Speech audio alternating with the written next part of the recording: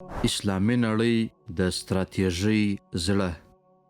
اسلامي هیوادونه د نړۍ په بیلابیلو جغرافیوي سیمو کې خپاره دي، خو ډیری یې د نړۍ په ستراتیژیکو او جیوپولیټیک مهمو ځایونو کې موقعیت لري.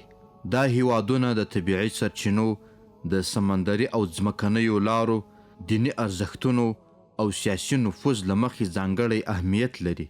لاندې ځینې مهم ټکي بیان شوي دي چې د اسلامي هیوادونو ستراتیژیک او جیوپولیټیک اهمیت څرګندوي.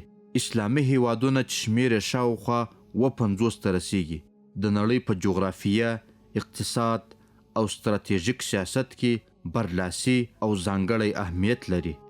دا ارزښتونه 3 اساسي برخو کې تحلیلیدلی شي: جیوپولیټیک سیاسي جغرافیه،